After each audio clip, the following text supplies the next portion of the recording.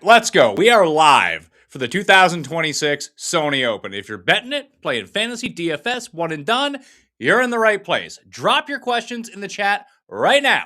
Picks, fade, sleeper, weather draw, Waialae, course fit. We're going to go over all of it. Anything that you want to talk about golf related, we got it. And yes, I am giving away a free entry in to the 2026 Race for the Mayo Cup one and done contest. There are currently 794 spots remaining. Lock is at first tee tomorrow. That is noon Eastern time on Thursday. You have until then to get in. You can't be winning this free entry that I'm giving away in like 15, 20 minutes if you do not have an entry as of yet. So you need to go to fantasygolfchampionships.com. Get your spot in the Race for the Mayo Cup right now. Tell me in the chat if you've done it. And since you're here, make sure you're active in the chat. Make sure that you're subscribed. Hit the like button. Share the stream. Get those questions flying. And let's make some money at the Sony Open right now. At Mayo Experience.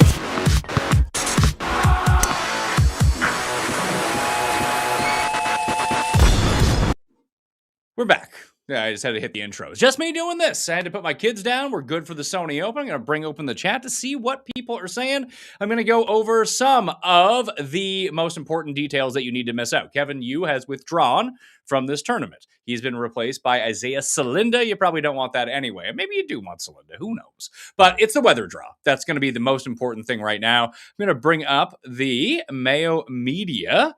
Let's see here. Let's bring up the Mayo Media newsletter. I sent this out a little bit earlier on tonight, and hopefully maybe we can make some extra picks. Does anyone on the chat wants to sell me on a pick? I am good to go. See there, you can get yourself in. There's the link to this video. All my bets in there. We're going to get to that in a second, but here's the weather report. We'll click on the updated wind finder tower. This is Waialae Beach Park, Oahu is what we're using for the Sony Open, and yeah, nothing has changed as of yet.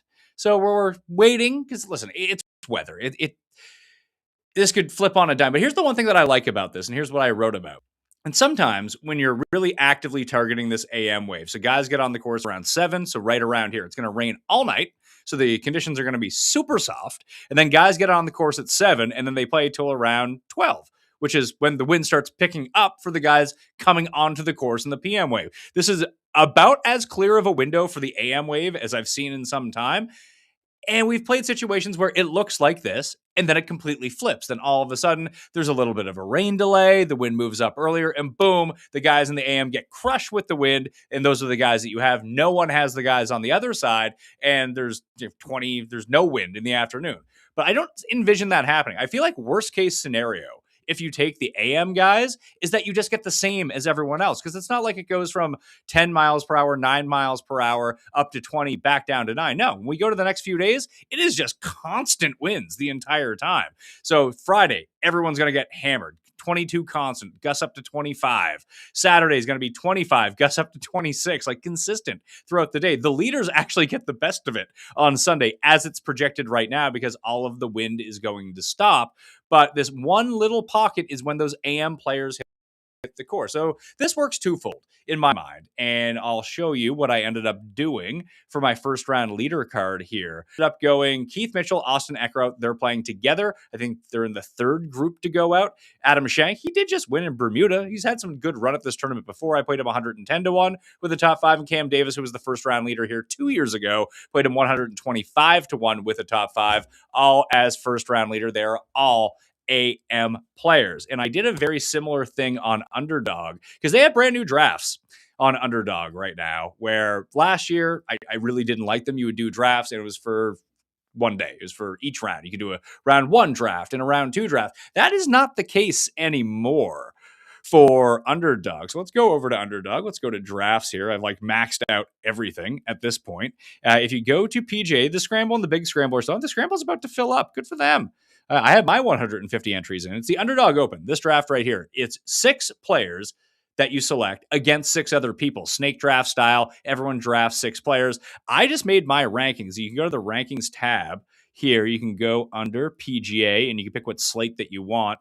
Let's go to the Sony Open slate. I made my rankings so I can just say, hey, I want 20 entries, base them off these rankings, and take whoever is the best available. And I just used all AM guys. So the first 21 lineups that I have into the underdog is going to be the underdog Sony Open contest is going to be all just AM guys. I have to switch it around because I think I ended up with way too much. Keith Mitchell, probably a ton of Austin Eckroat. Let's see. If you go to drafts completed, Sony Open in Hawaii, exposure. What do I have? Yeah, Nick Taylor. So 16 of 21 lineups have him. So 76%. Keith Mitchell, piss and cootie. Austin Eckroat is on that list. Aaron Rye is on that list. Christoph Reiten is on that list. So what I'm going to do is go back to my rankings and just bump down Nick Taylor, Keith Mitchell, Pearson Cootie, just because I have way too much of them right now, especially those four guys. Everyone else I can kind of live with right around that exposure if I play another 20 entries, another 21 entries. My favorite thing about this right now, and I've talked about it a few times this week, is that this is not a solved game by any means. No one really knows what the strategy is for it. This is the first week of this contest. So, and we're being thrown this monkey wrench of a weird weather draw where the guys in the AM on Thursday seem like they're going to have great scoring conditions. And let's say it's not that you won't be able to score in the other conditions. It's just seemingly going to be way easier in the morning on Thursday. Then guys are going to have to scramble their ass off. They're going to have to make good shots. You can get away with a lot more in the AM. Like if you were to make the cut parlay this week, it wouldn't be crazy to take some like mid-tier guys playing in the AM wave, stack 4 or 5 of them up, like the Keith Mitchells of the world, Pearson Cooties of the world, whoever else falls into that, and boom, you're off to the races. So that could be an angle this week. Like I said, worst case scenario looks like they just get pelted as bad as the PM wave, which makes it even anyway. So there's not a whole lot of opportunity cost in doing this. In fact, it's probably wise to do it. DraftKings wise, I played 75 lineups this week. 35 of them are the AM stack on Thursday. I did play 10 the other way with the PM stack, just in case. And if you do that, I've just seen so many people like win with a single bullet going through that way because no one has those combos whatsoever is a decent way to do it. I am going to go jump over. You know what? Let me see. I just got a text from the guys who own the Fantasy Golf Championships. Let me see what it says. I think it's a deal for anyone watching the show right now. All right, there's a promo that just went out. So if you want to get another entry into the draw at fantasygolfchampionships.com, anyone with at least one entry right now has a bonus credit of $25 in their account. It expires tomorrow. If you want to use it to get another entry, you get $25 off that entry because you've already entered a lineup. So if there's ever a reason to go get another one, $25 off, $225, it's like stealing out there to get a contest to win $110,000. That'll be active until first tee on Thursday. That $25 off, if that's what you want to do. Pat Mayo, Trent says in the chat. What's up, Trent? I am not going to answer that one. Oh, okay. Adam Scott or Chris Kirk. Not what you wrote the first time, pal. I like Chris Kirk here a little bit more. Keith sold me on this on this morning show, which was actually last evening's show, which was actually done before the Tee Times came out because of all the Brooks news, the people at Comms forgot to release the Tee Times. I think they came out at like 10 p.m. Eastern on Tuesday. That's not typical and hopefully not what we're in for all season long. I like Chris Kirk. He's in the worst wave, but he's the type of player that I like here. He's also 2-1 to come inside the top 20 this week as well, which I really do like. So I like Chris Kirk more than Adam Scott here. Eric Cole deep dive. I'll hit you with a deep dive. Let's go. Let's jump over to the rabbit hole. And we will check out. I should probably share the screen that I'm doing that with. We're over at the rabbit hole at betspertsgolf.com. If you want to go check it out, I can probably make that bigger on the screen. Let's see if I can do this. When Jared's not around and they leave me to my own devices and I have no idea what's going on most of the time there, people should be able to see that. Let's take a gander at old Eric Cole. The Fantasy National and BetSports Golf dual package should be ready. They're telling me by the end of the month. They want to make sure it's beta tested this week to make sure that there's no fuck ups basically the entire time, that it works from like the moment that we say that it works. Let's see what he's been doing. Last 6 months, he's terrible off the tee, great on approach. This we know. He's a great putter. He has an immaculate course history here. He's gotten better every single time that he has played at Waialae. He's even had some good run at comp courses like PGA National, where he came second when I bet on him to win, and he lost to Chris Kirk in a playoff after Chris Kirk drove it into the water and almost hit that car in the middle of the pond. Remember this very vividly. 21st Now let's go to total instead of average per round. So gains 2 strokes, gain 4 on approach, can't drive. This is the issue here. Minus 1.3 off the tee, minus 2.5, 1.5 off the tee, minus 4.5 off the tee, minus 5.29 off the tee. You got some bad numbers off the tee. This is basically like worse than Max Homa type stuff, but he putts well enough and his irons are still good enough that you see a top 10 in Sanderson Farms, a top 10 in Cabo, and he was 21st his last time out. And we start taking a look at the drive accuracy. Yes, it's up, but that is very misleading if you just look at the past 8 rounds, because what are his past 8 rounds? Well, he played 4 at the RSM, which are both of those courses have very generous fairways. He only played 2 in Bermuda, which are more difficult to hit, granted at a very short course. And then he played in Cabo, which I think have 65-yard wide fairways. I think the average driving accuracy number for that week is like 84%.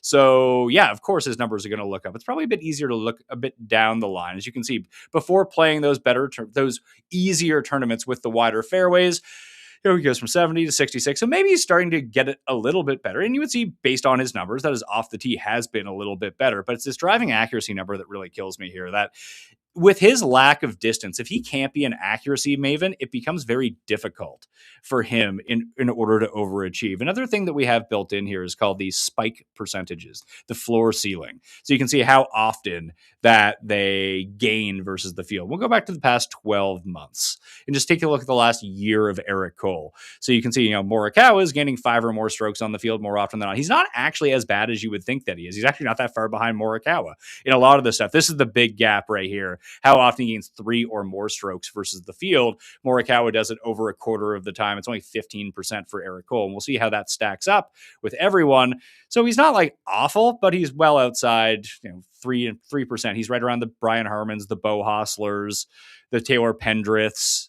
And he's usually doing it through putting, if nothing else, or the iron play. It just feels, even at a course where, in my mind at least, that he's a lot like Harry Hall in the sense that I'm not going to bet on him to win because I don't think that he can excel driving the ball well enough to really get over the hump. But as you'll notice that when you look at his outright odds on some sites versus his top 10 odds, top 20 odds, they don't mash up. He's not listed with the same guys in the top placement market as he is in the outright market because of the game that he has, like Harry Hall, who also can't drive the ball. The putter and the chipping and the irons are all really good, is that, T8 most definitely in the cards. For a win, that's not where I'm at. So I'm not sure what the question that you want answered was, but that's where I would fall. Like, is he a good DFS play? Kind of. Yeah, he's not bad. Is he a good bet to win? Probably not. He's like a pretty good top 20 bet. And I think in the top 20 market, he's something like 2-1, 2.5-1, maybe even 3-1, depending on if you want to play ties or not. That's not a terrible bet. I think that betting him to win is. But I'm wrong about this stuff all the time, so don't listen to me in this regard. But I hope you that answered whatever question that you had. Do you prefer a balance build or starting with someone like Bobby Mack? I like Spawn a lot this week. I think he's my favorite of the top end guys. And I've started to talk myself into Ben Griffin a lot. I think it depends on how many lineups that you play, honestly. I don't hate I want to say the very bottom, but that like 67 to 74 range, I can take 2 guys from there. And if that lifts me up, that I can go like Griffin, Spawn, Rye, Connors, or someone just below. I mean, I don't know if that works out salary-wise, but something like that would be my preferred way to play this week because I don't think that some of these guys in the lower 8s are that dissimilar from the guys in the lower 7s, and some of the guys in the higher 8s aren't that dissimilar from Ben Griffin and Russell Henley. Like, there is a gap, but it's not a huge gap. It's not a chasm. It's just a little gap. It's a little bridge. Maybe it's a bridge you could jump over. Maybe it doesn't even need a bridge. You just kind of like put your foot over it. Something like that. Corley says he grabbed 2 entries for the Mayo Cup this time around. Well, you might win another entry. Maybe you'll have 3, but you need to be in right now. And if you have one already, $25 off your next entry. Let's go check in to see how many are left in the tournament right now. I don't know why. I just watched an X-Files episode that had a German guy. Now I'm doing a German accent the entire time. Let's see. So 790 something entries remain in the race for the Mayo Cup. Please. I have one more day of showing this and begging you to play before I can finally give this all up. Please fill the contest for me. All right. Tell some friends. Tell anyone who you think might be interested and get them in here. I'll be giving away the winner pretty soon. Nick Taylor for one and done. I actually think it's a great play. No one's talking up Nick Taylor at all. I don't think he's going to be very highly owned. One of the things that you'll get with BetSports Golf once the double memberships start working is that they have a full DFS optimizer. And obviously the stuff at Fantasy National still works. It's all up there. I use Fantasy National to generate all of my... I like the hand-build lineup generator better than any sort of optimizer, but some people really like an optimizer. One nice thing about the optimizer is the ownership percentages, and this is just for DraftKings. I mean, you can change it to whatever you want. You switch it over to FanDuel if that's the way that you wanted to go. I prefer DraftKings, shocker, on that front to play my DFS on. But if we take a look at Nick Taylor, 11% ownership. And this is a guy who hasn't finished any worse than 11th in any of his past 4 starts. He won last year. He's a very reasonable price, and everyone's overlooking him in the betting market, myself included. I'm not betting him this week, but he is cuss one and done. That's something you could remember. But sometimes I feel like you can put a lot of stock into DraftKings ownership, especially early in the season when you start projecting out a one and done. So no, I don't think that he's going to be overly popular. If we shift over to Fantasy National and take a look at how many times he's been generated in lineups so far, we'll share that tab. Actual generation of lineups. Nick Taylor is popping up in around 16.2%, which is, it's not terrible, but it's behind Harry Hall, Nico Echeverria. It's about the same as Corey Connors. Matt McCarty's just below him. McClure, Meisner. Mac Meisner is down there as well. I don't know how you get Mac Meisner out of that, considering it's McClure. MCC, not MAC. Interesting stuff. Got a Scottish versus Irish on the go with Mac Meisner here. He has an internal battle between the two countries within. But yeah, I don't. So in a roundabout way, that is my long way of saying that no, I don't think that Nick Taylor is going to be highly owned. Therefore, with a guy who's as good as he is, with the upside that he is, that he probably does present a really nice play in the one and done. What was your strategy for the new full tournament contest on Underdog? I did walk that through a little bit, and that's only because of the weather right now that I'm just going pure AM.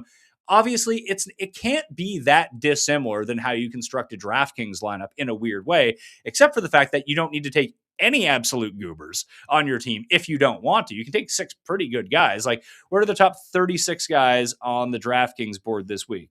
1, 2, 3, 4, 5, 6, 7, 8, 9, 10, 11, 12, 13, 14. So really, like, if we go down, like, this would be your cutoff. Like, your Alex Smalley's of the world would be like the worst guy drafted in a 36-person draft. So you don't really even need to consider Da Vinci Code's Daniel Brown or Ricky Castillo. I've been taking Eckroat because I think that Eckroat is better. I've been taking Bridgman because I think that Bridgman is better, and they both fall into that AM slot. So I think I've loaded it up with like 36 AM guys. So I'm getting little pieces of each of them. But for this week in particular, that's my strategy going through everything. But I don't know how that's going to change. I would love to hear what anyone has for a strategy on the full tournament contest, but you're playing for 6 of 6. Like, if you get 6 of 6 through, if you don't get 6 of 6 through, you have no chance of winning. So step 1 should be getting all 6 guys through the cut. Then you take good guys who you can hope win some of these tournaments, and then you're looking a little bit better. Rico Hoey's sweet putter deep dive next up. I like him this week. Well, he's been using it since the Pro Core. So that's something that we can look into. And yes, his putting did improve during the swing season. But did it improve enough? I guess is the question. We'll click back on the rabbit hole. We'll get some Rico Suave on the go, some Gerardo. Look at Hoey. Look at these numbers. First tee to green, 6th off the tee, 2nd in approach, 2nd ball striking, 68th around the green, 88th putting, 90th in short game. It's pretty good, pal. Figure it out.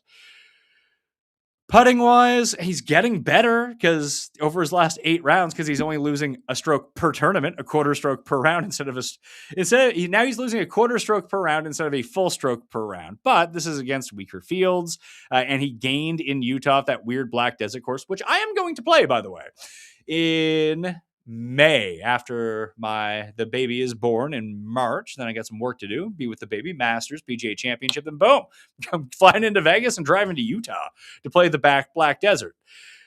But yeah, Sanderson Farms, and this is per round stuff we're looking at here. If we just look at total, let's see. Yeah, he lost 10 strokes putting at the Wyndham. Then he switched putters. Then he lost mildly at the Pro Core, came T9. He's a great player, but just the putter just holds him back so much. So he's getting a little bit better, but not so much. You'd be like, man, he's really turned it around. And also don't forget, he can't chip. Like, whenever he doesn't miss a ton of greens, but when he does, it's bogey city when you're looking at Rico Hoey. You can just see a lot of red up there. And it's like chipping isn't always bad. Like you chip in twice, all of a sudden your numbers get skewed for a week. But on the whole, it's just really, really bad. And the approach is really, really good. And the driving is really, really good. This could be, it just feels like you never see him spike. And that's the issue that I have. And it's gonna happen. I think that he will win this year. So if you just want to bet him every single week, I mean, what is he, 40-1? You bet he's not going to play 40 times. You bet him every single week. I think he's probably a good bet.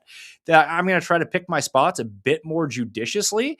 I think a harder course ends up being better for him than a really easy course, as weird as that sounds, that his ball striking can end up taking over. Maybe it's the Barracuda for him, almost in the same way that Ryan Gerard was able to win. But if we go to the spikes for him, the floor ceiling, because you can do it by type as well. So let's take a look at Rico Hoey. And you can see like 8% gains 5 or more strokes in a round. That's like elite in this field. It's, well, this guy who's played 4 rounds. But other than that, Matt McCarty, who I've bet on this week at 50-1, can go off. Hao Tong, that's only in 6 rounds. So let's not forget about him. Let's put a minimum round of 10 or 12 in. And so we get rid of some of the clutter here. So if we start doing it this way now, 5 or more strokes, a lot of strokes. Matt McCarty, Bobby Mack, Kurt Kitayama, Max McGreevy, Bud Cauley. Bud Cauley's a pretty good look here. He's one of the few right-handed draw players. He's a very good putter. He's very good with the short game. Could be a really nice fit for him. There's Eric Cole again. If we go back to just the past 6 months in this limited sample, Eric Cole has these spikes. And where was Hoey at? Hoey's at 7%. So that's in the realm of Smalley and Goddard. Now, past 6 months doesn't give us a big time frame because a lot of the top end players just simply were not playing. If we stretch that out to past 18 months, Hoey remains just a little bit lower than he was. He's right around 7%. That's the same as Kurt Kitayama and Goddard. But here's the important part in putting, because we know we can spike with his irons. It's like the Harry Hall effect. I know Harry Hall won one of these alternate events, but the guy gains 9 strokes every week and doesn't win. Like eventually it's like you don't drive the ball well enough or hit your irons well enough that even when you're leading the field in putting, you don't win. That's a problem. It's the same thing that happened with Denny McCarthy. He leads the field in putting. Great. Can't do anything with it. I'd like to see a gain somewhere else. And this is where the Hoey issue comes in. It's just so hard to win a tournament by losing strokes putting. So if we're looking at the past 18 months, once has he gained 3 or more strokes in a round. Again, not 1% of the time in 144 rounds has he gained 3 or more strokes putting on the field. 6% of the time has he gained 2. 1 stroke putting in a round, 15% of the time. There is just no spikeability up here whatsoever. Like you think about JB Holmes is always the example that I use about this, but he's a terrible putter. But at least when you went back through his spike numbers, he would be like 21%, 3 or more plus. Like when he putts well, he putts great. And when he doesn't, he's absolutely god awful. But at least he had that ability in him to gain a few strokes putting. We just haven't seen it with Rico Hoey. And you're going to need to do it at this course because someone's going to do it. And someone is going to beat you with like 12 strokes gain putting and gaining 2 on approach. When your 9 strokes on approach and 4 driving get mitigated by -4, you just can't compete for a win that way. I think, as I said, he's probably a great bet every week. If you just want to play that every week, I think that makes perfect sense. I think he's going to win. That's why I'm betting Pierce and Cody this week. I got him at 100-1, but I think that he's going to win a tournament this year. So you know what? I'm just going to be betting him. That's the guy I'm going to be betting this year. And Hoey, you can put in that same thing. His odds are going to be progressively worse because he's going to continue to show out and come like T8 and lead the field in ball strike, and all our models are going to love him. It makes tons of sense. And maybe Torrey Pines might be a spot for Rico Hoey. I mean, Luke List did win there. We've seen bad putters there. So maybe guys that suck at putting who don't usually have flashes on the green can be a place where Rico Hoey can finally win. All right, there's my Rico Hoey deep dive, if that's the way that you want to do. Quick betting size question. Are the newsletter plays flat units for simplicity, or do you scale exposure based on edge and price? I mean, I basically try to make everything between like to win $2,000 or $2,500. So just reverse engineer. I think about the outcome and then what I need to bet fits into that. That's what I want to win. How much does it take to get me there? So like this week, the lowest guy on my card is 40-1 at Aaron Riley. I don't really have a ton invested this week. And I don't do that for first round leaders. First round leaders usually 1,000 sometimes, but sometimes the guys are like 150-1. You're like, yeah, fuck it. I'll throw $10 on that instead of $750 on that. And like, you're good to go, or whatever your unit size might be. I'm pretty inconsistent. I'm not a professional at this. When I win, I like to win a lot. So, sometimes I lose a lot. That's the way that I got. Who you got winning? I mean, I've done 5 fucking shows this week, pal. I've said it on every show. Hit the newsletter. It's free. It's in the description. I also got articles that are out too. Aaron Rye is my top pick to win this week, although he's in the good wave. I bet McCarty and Kirk yesterday. They ended up in the bad wave. That sucks. Berger ended up in the bad wave. That sucks. I've still bet them. They're still going. Cootie's in the good wave. Eckroat's in the good wave, and I have bets on them to win as well. Love me, Celinda. That's awesome. Hey, Pat, I'm happy to be playing in the Mayo Cup for the third year in a row. How do you factor in projected ownership in a smaller field versus a larger field? Not a question for me. I just play as I used to tell Tambo, I would just take all my lineups, scroll up once down, scroll up one, down once, up once, down a little bit more, and press a button. That's the one I'm putting into a single entry. And frankly, I've been pretty good at single entries. So my random causation does pretty well on that. I build the same way for everything. I don't have time to listen. I'm on air like 5 hours a day. I don't have time to differentiate between this stuff. If you go to like betspertsgolf.com, we have better DFS players over there who can tell you that stuff. When Tambo's back on, he can tell you that stuff. I think he's going to be off all of January. He's really hammering down with Ship It and with NFL right now. He'll be back in February after the Super Bowl when that ends. So we're going to be running through a bunch of different people and getting some new strategies in. Then Tambo will be coming back into the fold. Very excited for that. We know Jeff's guys. What are Pat's Mount Rushmore of FOMO guys? I invented the FOMO bet. I used to have that in the column. Here are the FOMO bets. It would always be Luke List and Siwoo Kim. I'm over that now, though. Although I might make Cootie. P.S. and Cootie. We'll see how he plays this week. Maybe I'll get off him this week. But if I think that he's going to win this year, he'll become a FOMO bet for me every single time. Although whenever Siwoo wins and I'm not on it, I feel bad. But if he's going to be 20-1, I don't care if I miss him. I wasn't going to bet Siwoo 20-1 anyway. Did you ever figure out how to turn off developer mode? Absolutely not, because someone said it in the chat, then I closed the chat, then I never thought about it again. I wonder if I can do it. I was on my laptop streaming it through Zoom at the studio because we were using the other computer to bring a guest on and then another guest audio on another computer. I wonder if I can bring it up on here. All set, confirm. Yeah, I can do it here. That's pretty easy. If anyone wants to jump into a draft with me right now, you can. We got an underdog draft on the go for the new underdog tournament. So this one works out pretty easily. I guess it's just whatever's on my laptop. I had something turned on that I did not think. I'll bring that over to the wrong side of the screen. We'll bring it over to that side of the screen. You can see what I'm doing. We got, like a minute before this starts? That's a good time to let me tell you about Omaha Steaks. Somewhat surprisingly, I actually take tailgating very seriously. Grill fired up, cooler packed, and yeah, I'm the guy everyone counts on for the food. Whether that's my home barbecues, birthdays, tailgating, doesn't matter what it is, Pat Mayo is always relied upon for bringing the food. That's why I go with Omaha Steaks, the official sponsor of tailgating. They've been America's original butcher for over a century, and everything they send is top-notch, perfectly aged steaks, juicy burgers, those thick, deli-style franks, all delivered directly to your door. I tossed the ribeyes on the grill last weekend. Crazy tender, amazing flavor, and you can taste the quality. There's no off-season for flavor here. Make your next game day delicious with Omaha Steaks. Just head to omahasteaks.com and use promo code MAYO at checkout for $35 off your order. That's omahasteaks.com. Promo code MAYO. Terms apply. See site for details. Let's hope I did not get the first pick here. Oh, I have the second pick in this draft. Looks like it's about to start. Draft starts in about 6 seconds. You tell me in the chat who I should pick here. You can see that my rankings are all loaded up here, so I'm probably just going to lean on AM guys. And we'll see. Oh, geez, there's a lot of questions out here. Pat's Masters to make the cut picks are legendary. Yeah, it's been legendary twice. So yeah, I said I like Spawn the most. Let's draft some JJ Spawn. We'll take JJ Spawn with the first overall pick. See, these are fun. They fly by. Is anyone in this draft with me who's in the chat right now? That'd be fun to see. Just hopped in the one and done. Let's ride. Hey, listen, you got 10 minutes to get in the one and done before I make this draw. Mayo, you legend. One of the fantasy national users getting up on the rabbit hole. I hope it's by next week, but it might not be by next week. It might be by probably the end of Farmers. Basically, when Brooks comes back, that's probably like the drop dead date that it needs to be done. But they tell me they can get it done earlier than that. But I'm not a developer, so I have no idea how to do it if I did. Let's see. I've been drafting a ton of Nick Taylor, so I'm not going to draft him. We saw that in the exposures that I put out earlier.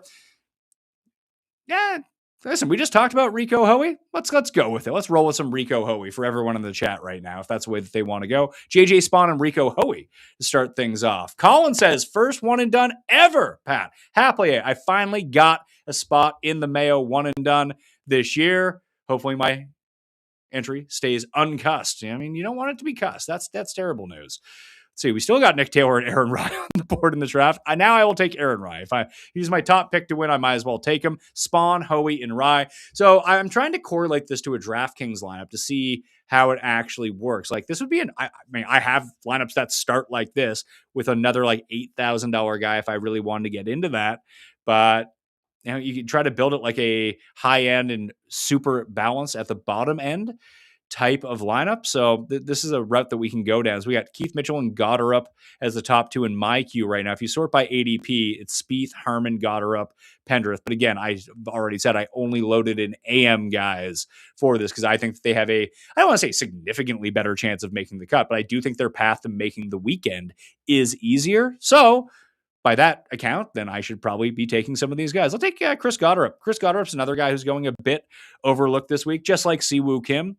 I think that Siwoo Kim's a pretty decent one and done selection. He is in the worst wave, so you can keep that in mind. I don't think that matters that much. It's a slight disadvantage, but if we're talking about overall upside, trying to get a win, that could be the thing that holds you back. Like a few bad shots in the wind, the PM on Thursday, when that just didn't happen to anyone on the AM on Thursday, then that's that.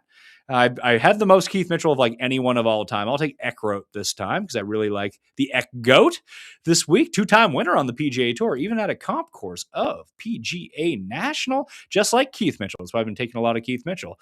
I'll probably end up with Kanaya or John Parry or Alex Smalley. I like Smalley enough. I just have too much Keith Mitchell and Pearson Coody based on the exposures that I've done already. You can see just this draft is flying by. See, this is a good amount of fun. This is why I hated NFL best ball so much. I didn't want to be in a draft for 40 fucking minutes. Like, give me a 5 in an L. This is like the TikTok of drafting. This is great. Love this. We have a pick coming up in 1, 2, 3, 4. Come on, Car Park 03. Get your shit together and make a pick, pal. Fuck. Come on. Matt McCarty, Pearson Coody. There we go. And now we're flying again. Just Brett with the pick, Cowboys. And then it's back to me. So I'll have a pick of one of my guys here. I'll take Alex Smalley if he is still available. If Cowboys 282 doesn't take it, no, he took John Perry. Smart guy. I like Perry this week. So that's the team. It's Spawn, Hoey, Rye, Goddard, Eckroat, Smalley. Not a bad DraftKings lineup at the same time. I think that probably ends up working in. So you can see how that works. I could have. Now, if you want to make a better lineup than that with better players, there were a bunch of guys who were just left off the board in this draft that would probably just rate out a lot higher, like just by pure projection. Like Jake Knapp didn't go, Billy Horschel didn't go, Patrick Rogers, Johnny Kiefer didn't go, and these guys are all in the PM wave, likely why they're not going. I'll probably do some drafts where I start mixing and matching these guys in, but I wanted to test out this theory off the hop just to see how we were doing. Let's see. What do you think? Thanks for all the laughs. Who do you think is the highest owned in one and done? Aaron Rye? Corey Connors? Ben Griffin? I think I out of my 3, I think that I've used Ben Griffin in one of them. I just don't know where else I use. Apparently I'm like the only guy on earth who doesn't think that Ben Griffin's like an elite golfer, that I just don't envision myself using him at a major or a signature event. So why not use him here when he's second? He has the second lowest odds to win. That's Keegan in the PM wave in your player pool. Was he in that player pool? I didn't see him in the player pool. Was he? I mean, I have none of him. Let's see. Let me draft Keegan here. Now he wasn't in my rankings. So no, he was not. He was in my player pool of like my mixed lineups on DraftKings, but for this one, no. Let me scroll back up here in the chat because I just scrolled by a lot of people to get down there. 5 more minutes. FantasyGolfChampionships.com. Get your entry now. And once you get an entry, get $25 off your next entry if that's what you want to do, but also get you in this draw for this. Let's see. No one's talking about Siwoo. Already did that one. Which risers up the odds board leave you baffled, and any you feel you could have missed the boat on?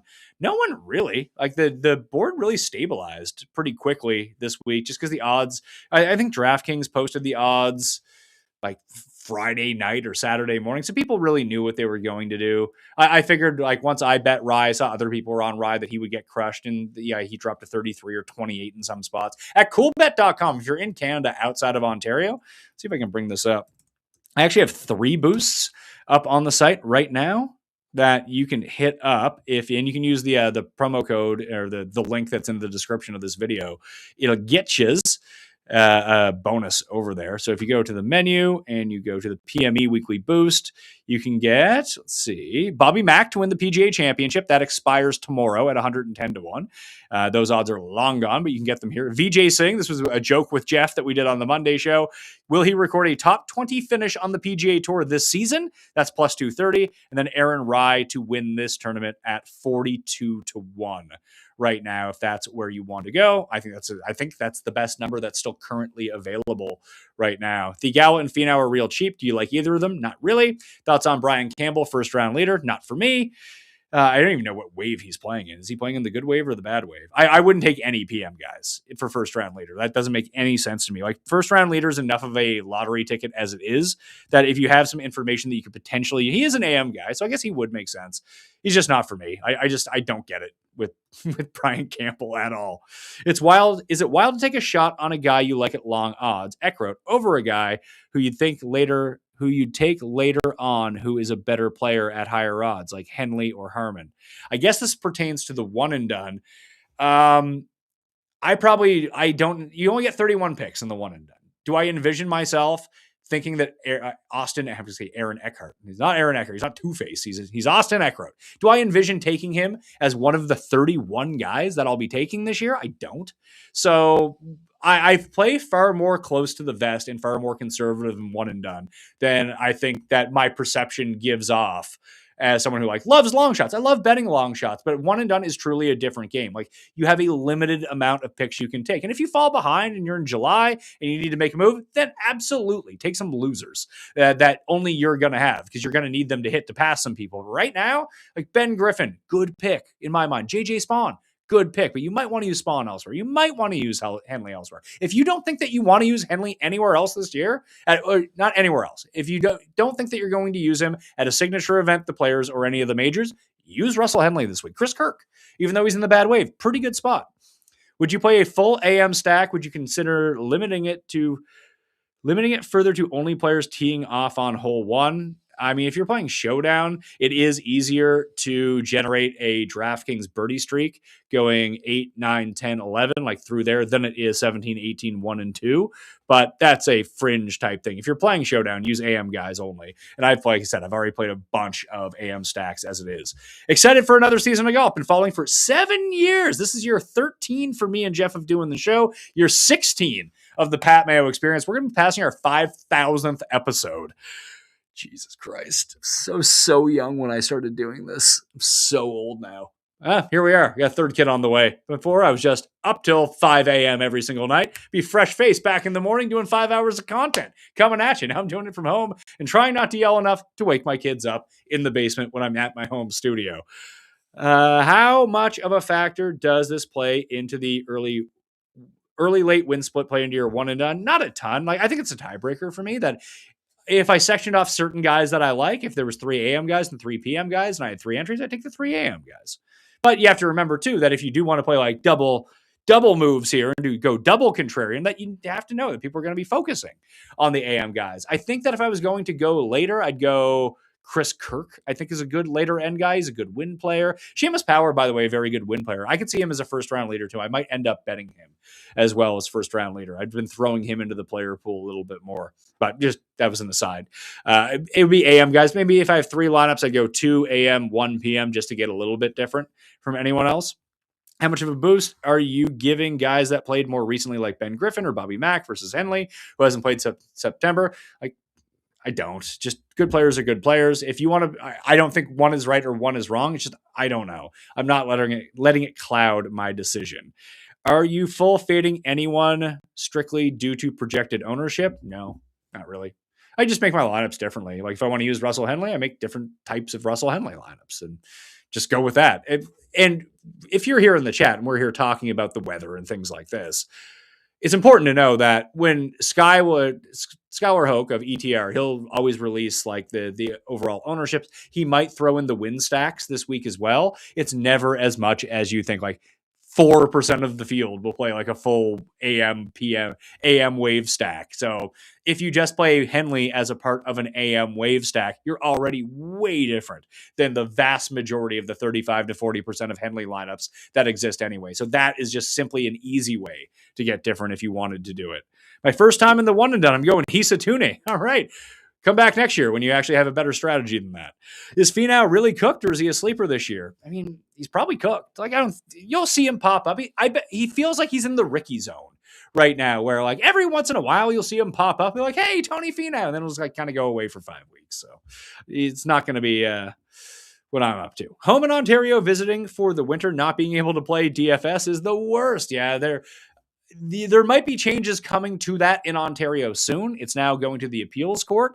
The last time I talked to my covers insider guy who covers this stuff for the Ontario DFS, that's what he's been saying, but he's been saying that for like 2 years now, so I wouldn't hold my breath on it. For course fit stuff like draw versus fade, is there any way you actually trust for that data, or is it mainly observational at this point? We had it up on Fantasy National. I don't know if it made it through just because they're redesigning the site that we had. Just how we'll have it at the rabbit hole once everything gets parsed over. But it'll just be the full complement of shots that guys hit just every time off the tee. Do they hit straight? Do they hit a draw? Do they hit a fade? And I mean, that's coming from the shot link data. So I assume it's accurate. And a lot of it is anecdotal at the same time that you see the guys are playing. Like if you ever watch Chris Kirk, you see that he's playing a draw. Now we don't have that right now. It's just in the stage of being re-uploaded. Yeah, they had to redesign the entire back end of the site. That's why that ended up happening. But just off the top of my head in this tournament, I mean, Keith talked about Johnny Kiefer on the show, Chris Kirk, Bud Colley, and Corey Connors plays a slight draw most of the time, but he just basically hits it straight like Tommy Fleetwood. Those are the guys like instantaneously off the top of my mind that pop up as drawers of the golf ball off the tee. Of course, fit stuff. I bet some Chris Kirk as well. Got to carry the flame from Christian Kirk on Monday. Yeah, the week of Kirks, I suppose. $2,100 in bonus bets in 100 increments from DK's King of the Court promo last night. Give me the Sony strategy and for converting them to cold hard cash. $100 on Cam Davis. First round leader at 125-1. Boom, winner. Buy yourself something nice for 12 grand, whatever it might be. All of the bets, if you just click on the description, they're all in the Mayo Media newsletter, which I send out for free, and you can get up to it right now. You can even join the Mayo Cup. What do we got here? Oh, shit, I should have given that away like 5 minutes ago. Have to get 2 more minutes to join the Mayo Cup to get a chance at this free entry. Aaron Rye, Chris Kirk, Matt McCarty, Daniel Berger, and Billy Horschel are the 5 bets that I have put out already. Pierce and Cootie, Eckroat, and Joe Highsmith at 600-1, all with top 5s. That's an each way because I'm betting that on Bet365 at these longer odds. First round players, Keith Mitchell, Austin Eckroat, Shank, and Cam Davis as first round leader. That's the route that I'm going right now. And like I have everything in here. Like if you the write-ups of why, the weather report is in here with explanations to why. I got ownership in here. I got my PM player pool when I made the 10 lineups guys that I'm using from there. Underdog stuff that's in here with the different drafts and my exposures. If you're ever looking for it, this always comes out the day before the tournament. It's not like a 3,000 word write-up like I sometimes put out on Sundays or Mondays. That is more hilarious. This is just like bare bones. What do you need to know this week about the tournament? What are you missing? What are you not missing? So that's what I have going on in the newsletter. I don't even think that I was up on the screen when I was talking through that as of right now. I'm doing this myself. Again, it gets a bit wonky for me. Nick Taylor, Rico Hoey, Nick Taylor. Pat, pump for another season of golf, Hankins. How do you combat shrinkage in ice cold Canada during the winter? I mean, I'm never really that cold. Like, I guarantee you it was 8 degrees Celsius today, which is what, like 50 degrees, 47 degrees. Where I live is way warmer than a lot of spots in like the northern part of America. Once you start getting to like the Midwest, both in the States and in Canada, there's no oceans to regulate anything. I live like 100 feet from the ocean. So we have a lot of wind here. We get a lot of rain here. Sometimes it's freezing rain, but we don't get a ton of snow, and it doesn't really get all that cold. A lot of the time, like wind chill can get bad, but temperature wise, like there's no snow on the ground here. It's just kind of wet out. Taylor, Connors, Kitayama for one and done. I would go Corey Connors of those guys. There are 31 events for the Mayo Cup. How far down the board are you willing to go this week? Connors and Wrighton, 30 and 31 in the world rankings. I think Wrighton is sneaky. I would probably still lean Connors for this one. Any underdog plays for round one? I don't got any right now. If you want to take lower scores on AM guys, if that hasn't already been adjusted, then that could be the move. Now that they have the drafts, I'm far more focused on the drafts than I am on the pick'em for this stuff. I don't love the pick'em for golf anyway. I like the drafts. It's kind of the opposite of football, where I love pick'em and hate the drafts. So there's something for everyone on Underdog. Code Mayo to go sign up. It'll get you a deposit bonus of up to $1,000, and if you play a $5 pick'em entry, you'll instantly get $75 of bonus funds to draft with, to play pick'em with, whatever it might be. You can do that if you just use Code Mayo right now. Are you considering any showdown based on the weather conditions? There's a lot of stuff going on. No, I considered it. I was like, I don't got time for this. There's a lot. It's been a very busy week for me with football and just the push and the begging to get people to join this one and done, that I'm just about spent. I still enjoy talking about it, but building the lineups, I got most of that done earlier today, unless something breaks, like usually with so much time to wait on a Thursday morning that you'd think that like, oh yeah, like I'll tinker with lineups. I'll do this, I'll do that. But like, now. That might be a different story when we get to like 10 a.m. tomorrow morning. It's like, well, the tournament hasn't started yet. May as well make some more showdown lineups. That is entirely possible. However, I don't see myself doing that this time around. Just that's the way that it's going to go. I should probably start thinking about picking a winner here as I continue to ask questions. Actually, smash like in the chat. Turn on the notifications in case I go live. Is this something that you guys would tune into every single week?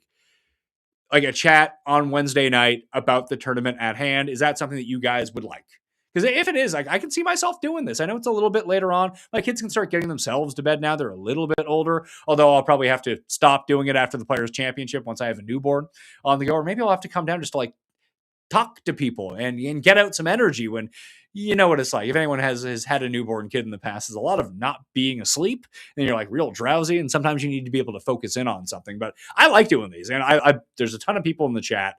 Love this. I love answering questions, unless they're stupid questions. You know, I hate those, but either way. Pat, what do you make of Michael Kim's tweet about the practice rounds of Sony first year in the race for the Mayo Cup? As long as I beat Cust, I win. Well, he already did, because Cust isn't in, because he refuses to pay any money to do anything. Cust, very afraid of putting money on the internet. He doesn't even have an Amazon account. I have to order Amazon for him if he ever wants anything off Amazon. So he's like both a little kid and a great grandpa, all mixed into one when it comes to this stuff. I actually spoke with Mike yesterday. He told me that the rough was up, but as he mentioned in that tweet, that the rough is still thin, like it's playable out of the rough, and the wind direction going the other way could help some of the cutters get around some of the right to left dog legs, but wind is fickle. You can change directions at a moment's notice, but he did say it is the easier wind versus the harder wind that you can see at this tournament. So take with that whatever you want. You consider playing genre. Did that one Nico versus Rico in a head-to-head? That's like two sides of the same coin. It depends on what the juice was. If any side of that was plus 115 or more, I would take that side. If you're just going to like have to lay minus 115 or minus 110 on both sides, it's far too close. Any Dubai bets? I don't. You check out Sky, Baroff, and Tom for all of those. I saw that my guy Keith Stewart bet on Ryan Fox. There you go. Ryan Fox. We'll go with him.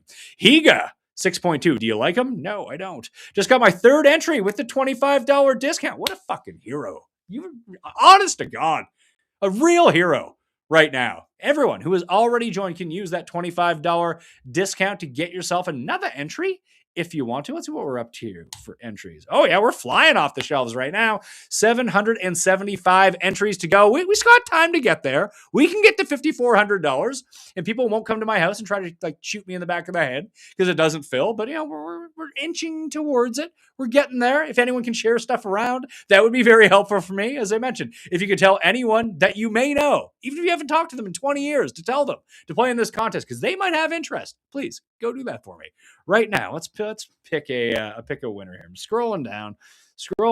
This is just generally how I do it. I just look up, don't look at the screen, and just stop on a name, and that's who ends up winning. The winner is Thrifty FTJ. Now, I have to double check to see if they have an entry in the tournament, because the first guy I picked to do this didn't actually have an entry in the tournament. So he didn't win, because you have to have an entry in order to be in. No results found for Thrifty. So sorry. You won, but you didn't win because you're not in this tournament. Oh, that sucks. Imagine getting the draw with like 500 people in this draw and you like bullshitting me about actually having a spot in the tournament, thinking I wouldn't double check. That sucks for that guy. All right, next one. NBot11 is the next one. Let's take a look here. NBot11 is a real person. Congratulations, NBot11. You are the winner of the final race for the Mayo Cup. Free bonus entry. I will DM you that link on X the moment that I finish up here to get your entry in. Everyone's on their own at this point. You do have a $25 voucher if you've already entered to get a second entry. And trust me, like, I did really well with 3 entries. I cashed 2 of them last year. I think I ended up with I didn't even finish all that well. I finished outside the top 100. And I looked at my account and I had like $1,500 in it or $1,700. So I was able to play in the $1,000 this year. I got 3 more entries that went in. So not bad. 3 entries is easy, and you can play against yourself a little bit too in some of these contests, and you don't have to like triple barrel picks. If you're stuck between people, I highly recommend having more than 1 entry. I think you should do it right now at fantasygolfchampionships.com. Burger one and done. Feel like this is his field to do so. I didn't take him in the one and done because I think that his bell curve it's not a lot of like average in the middle. I feel like it's either going to be really good or really bad. I just like him as a bet. That's why I bet him to win. How would you use Fantasy National to help predict the Mayo Cup? No, you can't really, honestly. Yes, it's more of a sense that you get. You have to understand who players, like if they're like Colin Morikawa, for example. I don't think a ton of people are going to use Colin or Hideki or Bobby Mack because I think that those are 3 guys that people will save for other tournaments this year. So those guys, you take them out of it. Russell Henley, people will probably use him. That's why I come back to Ben Griffin or Corey Connors. Like, where else are you really using these guys? That, in my mind, elevates them up. Like Rico Hoey. People will use Rico Hoey. People will use Aaron Rye. So, like, those 4, I do think will end up being the highest. That's just me thinking about it. Toasty is my sleeper this season. 2-time Q School Grinder redemption year. Toasty has a particular style, of course. This is not one of them. You want him where distance matters and you can spray the ball anywhere. Detroit, Houston, Torrey Pines, Mexico during the swing season next time. These are all toasty courses. Waialae, not a toasty course. Is leaving more salary on the table more viable this week with so many unknowns? I mean, I don't think there's as many unknowns as there is in a real week. We don't know who's going to win. I always leave salary on the table. I usually leave anywhere between like $200 and $1,000. So yeah, I find that makes me completely unique every single time. What's the deal on Michael Brennan and why he's going so high in underdog drafts compared to McGreevy 10 picks or 30 picks later? Because McGreevy kind of sucks. That's why. So that's step 1. Step 2 is Brennan is sort of the perfect mix of the guy that you want. He's ranked, I think, 30 something in the world right now. He has the win, so he has his full tour card. He's in the Heritage because he won, but he's not in the other signature events. However, he is in the Masters and the Players because he won that event and got himself inside the top 50 in the world by the end of the year. So the logic with Michael Brennan is that, A, he could be really good. We don't know. We don't know how good or bad he's going to be. He won 3 times on the Americas Tour and 1 in his second start on the PGA Tour. Pretty good. But maybe he tanks. But the theory is that he's going to play in the Sony and Farmers and all the tournaments that you need to backfill. But he could also play because of where he's at in the world rankings. He doesn't even need to get into the Aon next 5 in order to qualify for the signature events based on his world ranking. He could get there and he would just probably play everything. So he's just a pure volume guy and he's one of the better pure volume guys. Whereas Max McGreevy, we've seen a ton of Max McGreevy. He had a good swing season. Great. Fantastic. It's like the best he's ever played. He's not a great player, so that's why. Siwoo or Nico? I would go Nico. If you knew that Rico Hoey would not lose strokes putting this week, what would you say his odds would be in this tournament? 25-1. If you just told me that he would... Now, if you told me he would gain 3 strokes putting, that's a different story. But if you say he doesn't lose strokes putting, that indicates to me that it would be 0. Then I'd make him like 25-1 to win. Probably less than that. It's hard to win. It'd be hard to win at Waialae gaining 0 strokes putting. You probably need to gain like 3 for the tournament if you want a real chance to win. Is there a way to... I mean, this guy's way too many fucking... You have way too many questions. And you've asked the same question twice. I don't know if you're new or if you're not. You don't ask the same question twice. That gets you banned for fucking life. Okay? Now, you might be new, so I'll give it a pass on the first one. You don't ask the same question twice. We don't like that. We don't like clogging up chat. You want to talk to yourself, stand in front of a fucking mirror. Okay? It's not just your chat. It's everyone's chat. Box it out. Leave some room for others here. My dad and I could use a third one. Well, I've already drawn it, so you're not going to win. Would you prefer Wrighton or Cole? Wrighton. I would go here. Because I'm looking for a winner in the one and done. Like, the one underrated thing about the one and done, this is what I wrote about when I did the strategy. Like, T11 does you no fucking good. Like, that you're not going to cash. If you had T11 every week, I don't think you would end up in the money. You need guys who come inside the top 5, top 3 and get wins. Wrighton, in my mind, has a better chance to win than Eric Cole. Eric Cole has a better chance at a top 20 finish than Wrighton. That's the sort of thinking and mindset. Like, a T15 is as good as a missed cut. So once you start thinking about it that way, take some home run cuts, all right? How many tournaments has Hoey played since switching to the broomstick? I'm pretty sure it was Pro Course. He played the entire fall swing with it. Vince Waialae, no one's talking about much for DFS, unless my stats are wrong. He has made 19 cuts in a row. He sure has. Not a whole lot of high-end finishes over that time. I like Waialae. Waialae's good enough. I mixed him into, can't remember what player played. So many different guys to memorize this with. Yeah, he's the late AM starting on the back. So he's a part of my AM builds, but that's really it. Like, there's so many equivalent guys to Vince Waialae that if you like him, go with him. I think he's fine. He's accurate. And he makes a ton of putts. That's exactly what you want at this course. He's kind of Eric Cole-esque, but with worse irons. Playing my first one and done, winning another entry would be great. Well, you didn't. The 2 to 3, I co-managed with my brother. Decky is too much firepower to burn this early in the year. 2 to 4 WDs throughout the year worry me. I don't think he's ever WD'd 2 to 4 times during a year. I think he got disqualified, then WD'd once, and that was 2. But it doesn't happen as often as you think. It just happens because he's a guy who does it like once every 2 years or so, and people are usually on him when that happens. So, when are Fantasy Nationals? You never answered that, Pat. Missed it. First ever one and done, Pat. Who do you think is the highest owned? Already answered that. I feel like I've already been through this, and people are asking the same questions twice. I just said don't ask the same question twice. I'll get to it. PGA drafts are awesome, and how fast they go is awesome. Totally agree. Show with Keith was awesome. Everything's just awesome on the show this week. Thanks for tuning in, guys. Sub to the channel. Keith was awesome. Looking forward to him every week. So am I.